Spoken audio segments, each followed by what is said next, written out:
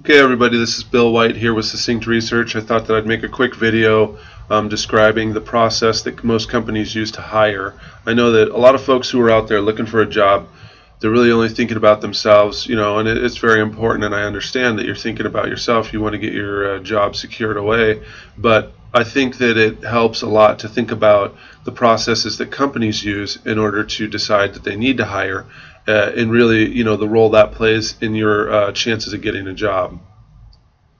The first thing that you need to know is that hiring forces a cultural resources company to go through changes.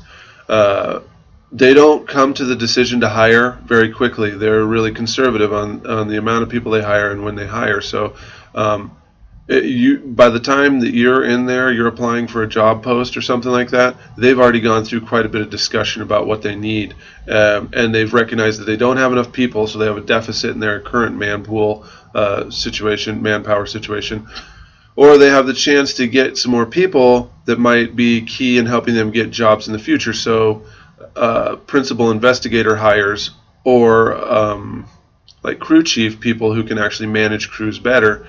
That's an opportunity that they're going to want to seize upon. And so the desired outcome is success, to make more money, to get more contracts, to finish projects without incurring any losses.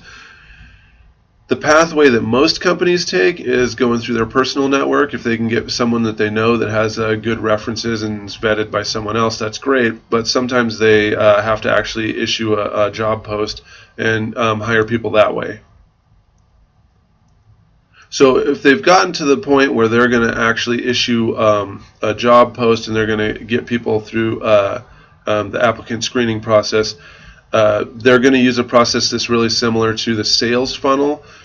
I don't know if you've ever worked in sales. Any of you out there, you understand about sales funnel, getting leads and then moving them on down until you actually get sales. Well, this is basically the same system that they use to hire people for most companies.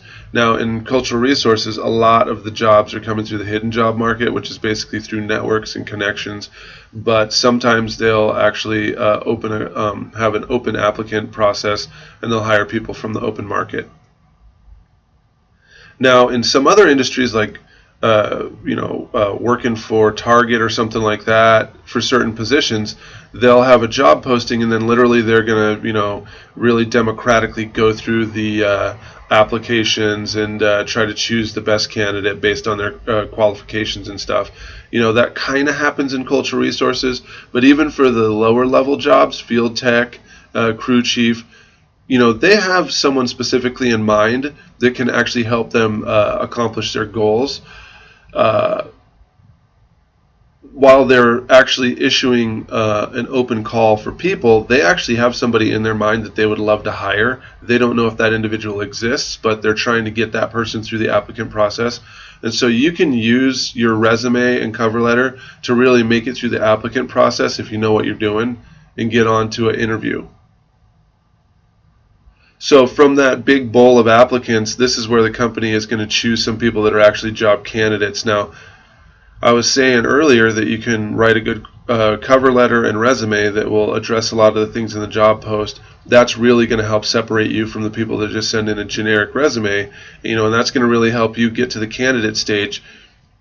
Even though they're looking for a dream candidate, someone that has all the qualifications in the job post, they don't always get that individual. In fact, most of the time they don't. That person may not even actually exist, or that person may have a job with another company, or they might not be able to work at that time. So companies are looking for the person that they'd love to get. However, just the way things work, they don't always get that person, which is why you shouldn't be afraid to apply for a job you're not necessarily completely qualified for or have every single bit of the qualifications required, because you never know. This company may not be able to get anyone to fill this position.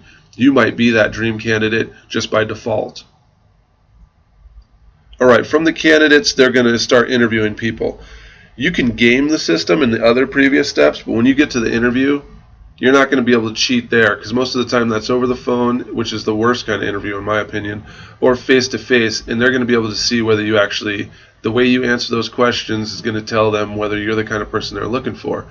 And you really can actually go far in this stage as long as you've spent some time researching the company. If you've been doing your homework, you've been looking at the people who work there, you know what the company does, you know what the people that work there have done, what they're known for, you can kind of surmise based on the job post and the people who are there, maybe what they want to achieve through this hiring. Most of the time it's to help them achieve financial success or finish a project.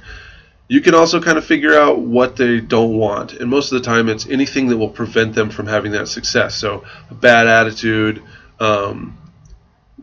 not working to your full capabilities, making a lot of mistakes. Those are the kind of fears that they have. So what your job is to do, you need to learn as much as you can about the company. Then you need to tell them in the interview exactly how you can, help them achieve their dreams and solve their problems. So the way that you do this is by what the author, he's a salesman, his name is Robert Potter, he calls it value mining. Now in sales, Bob Potter's talking about value mining as far as figuring out what motivates a company and what they would like to see achieved through a desired sale, or a purchase of services.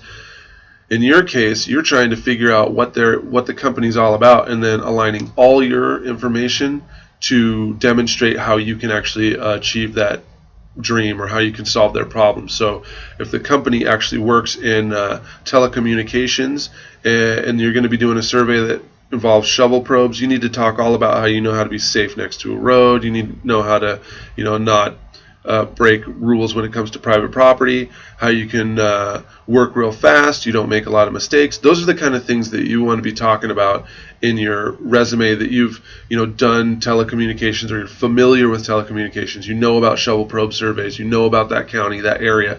Then you just align all your stuff towards this position, so that when they're looking you up before they hire you, when they're still in that first stage, you're going to make it to the second stage because you've set up all your information and you've just basically given them breadcrumbs that tell you that you're the person that they're looking for. Getting hired through the applicant screening process is super competitive. It's difficult, which is why I always recommend people to be working their network and trying to operate in the hidden job market rather than waiting for job posts.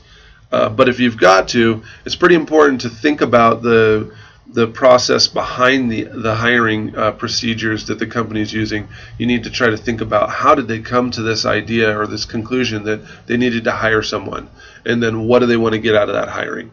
And to do that, you need to know about the job hiring funnel. Okay, there was a lot in that video. I hope that this gives you a little bit better perspective about what companies are looking for. And if you've got any questions, contact me on the Succinct Research blog. There's going to be a link down below in the video, or you can send me an email through the website too. This is Bill White with Succinct Research. Take care and happy job hunting.